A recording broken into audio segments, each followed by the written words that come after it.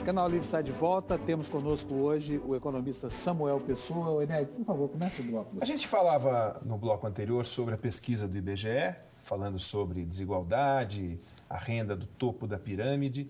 E o Estado brasileiro tem um modelo hiperconcentrador de renda. Quando a gente pega, por exemplo, pagamento de previdência, misturando com a reforma da Previdência. Os funcionários públicos federais produzem um déficit de 87 bilhões de reais ano, que dá mais de 2 vezes o Bolsa Família. Então, 50 milhões de pessoas recebem 40 bilhões de reais. 1 milhão de pessoas recebem um incremento, além do que recebem, de 87 bilhões de reais. Isso é concentrador de renda, isso explica parte da distribuição. Como é que a gente vai resolver esse Estado que pega o imposto das pessoas e entrega para os mais ricos, compensar isso com tributação, com mais tributação ou imposto dos ricos? Não tem um problema na máquina e na lógica de funcionamento a ser enfrentado? Tem. De fato, o setor público brasileiro, né, isso vale para a União, mas vale também para os estados e municípios, né? Ele assinou um contrato de trabalho com os servidores públicos, né, garantindo o princípio da integralidade e da paridade da remuneração do aposentado, né? Esse princípio não tem nenhum lugar do mundo desta forma e ele é impagável. O problema maior é nos estados, não na União. Na União, a conta da Previdência é muito salgada e ela é regressiva. Assim, tem vários estudos que mostram que a Previdência dos servidores públicos contribui para concentrar a renda no país. Mas a conta da Previdência da União ela está relativamente estável nos últimos 20 anos. Nos estados, a coisa está andando de forma dramática. E o motivo é muito simples, né? Que o Estado é aquele ente da federação que tem, sob sua responsabilidade, os serviços públicos são mais intensos em servidor, né? Saúde, educação e segurança. E segurança e educação com o problema da aposentadoria especial. Se aposenta um servidor com 50 anos, 47 anos. Tem muito coronel que se aposenta com 47 anos, um salário de 30 mil e vai viver até 90. Né? Se casar... Vai deixar a pensão para a filha solteira. Acho que isso não mais. Não existe mais. Isso não mais. Mas às vezes se separa da mulher, casa com uma mulher bem jovem. Tem direito adquirido, vai receber. Né? Então, assim, esse é um problema. Agora, é tudo legal, gente. Tudo isso nós estamos direito, falando. Né? É uma expectativa. Para quem já é aposentado, é um direito adquirido. Para quem não é aposentado, é uma expectativa de direito. O contrato de trabalho que ele assinou quando ingressou na máquina pública como servidor garantia esses direitos. Né? Então, é um problema dramático, porque é uma sociedade que deu para pessoas uma garantia de renda futura sobre o orçamento do Estado, que o Estado hoje não tem capacidade, a menos que ele aumente a carga tributária muito. Que os fundos de pensão não oferecem isso no mercado privado mais, não existe isso. Essa compensação. Agora, a concentração de renda no Brasil vai muito além disso, né, evidentemente. Claro. E tem uma estabilidade extraordinária. Os 10% mais ricos têm 43% mais massa 46% da renda. E agora, trabalhos mais recentes, né, de uns pesquisadores do IPEA, um pessoal muito bom, que estão cruzando dados com dados de imposto de renda, pessoa física, né?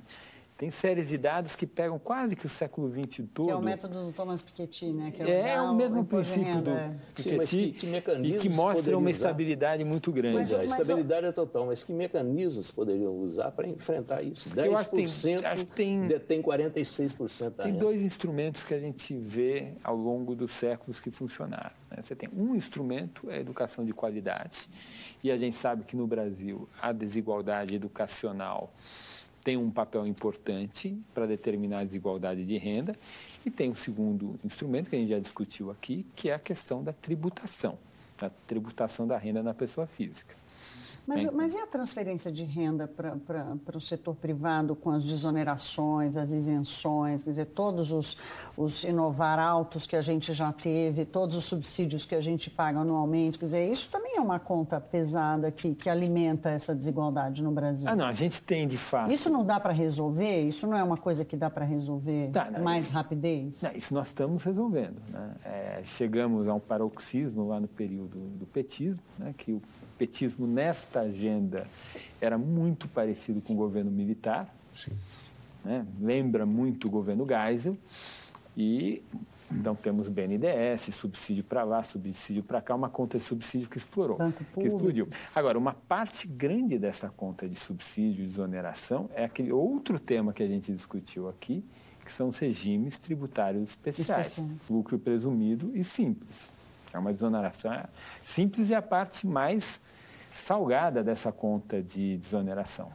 Porque ela come uma fatia que dá 15% da tributação de uma Agora, CLT. professor, voltando a falar do grande desafio, que é o desafio fiscal, né, estrutural, nós temos aí a regra de ouro, né, que está previsto um rombo aí de mais de 200 bilhões para o próximo ano. Para 19, né?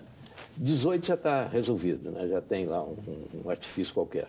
Agora, só que isso é um item constitucional, precisa mexer nisso para poder resolver.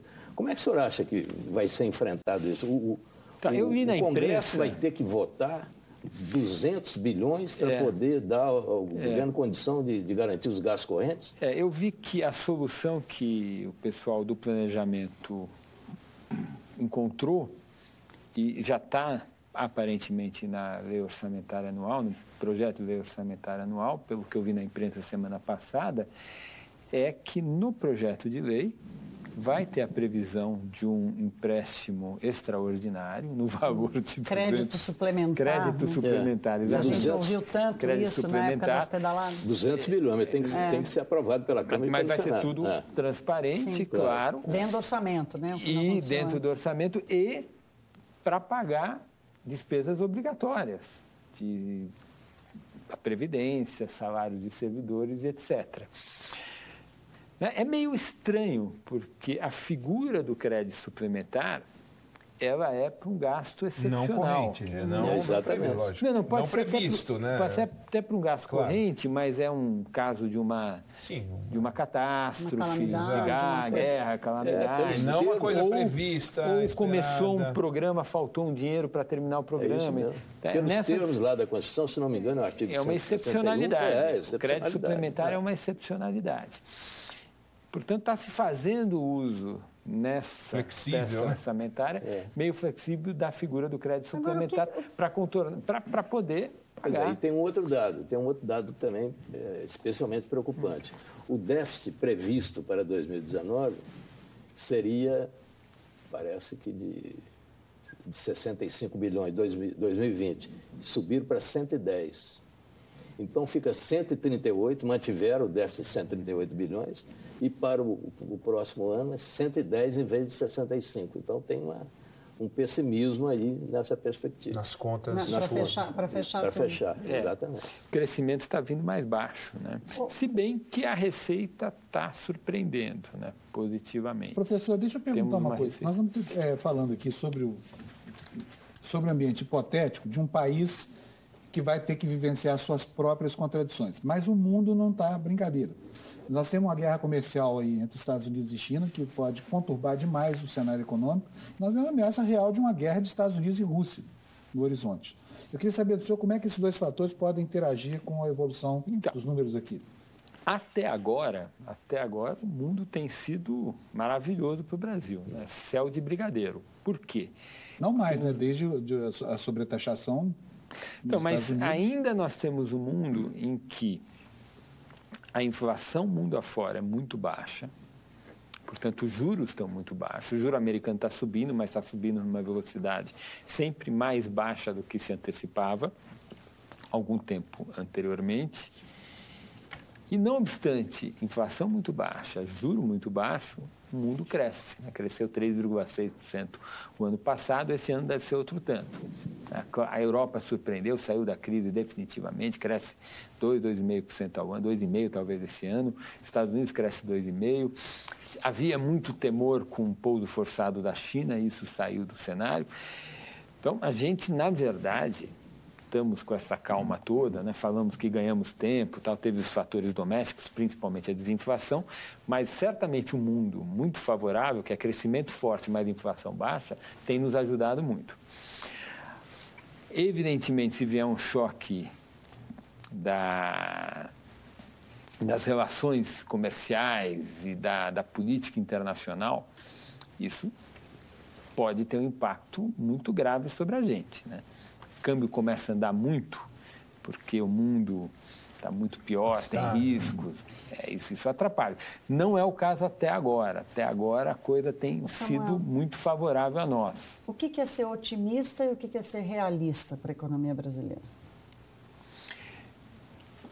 Ser otimista é achar que a gente vai eleger um presidente que vai tocar a agenda de reformas, vai fazer a reforma previdenciária, vai fazer a reforma de simplificação dos impostos indiretos, vai abrir a economia. Tudo isso mesmo presidente, você está falando? Mesmo ano. Otimismo. Mesmo ano. Otimismo, Isso aí né? não é otimismo. Esse presidente faz Entre janeiro e otimismo. março. Faz essas três Otimismo com fé, com crença, faz com tudo essas junto. três coisas, mas tudo que tem de colher das coisas boas e do ajustamento que a gente está fazendo desde 2015, no primeiro ano do segundo mandato da presidente Dilma, com o ministro Joaquim Levy, tem muita coisa para colher, a gente coloca esse país crescendo a 4% ao ano durante uns 4, 5, 6 anos. Canal Livre vai fazer um último intervalo, volto já para a gente encerrar aqui a conversa com o professor Samuel. Até já.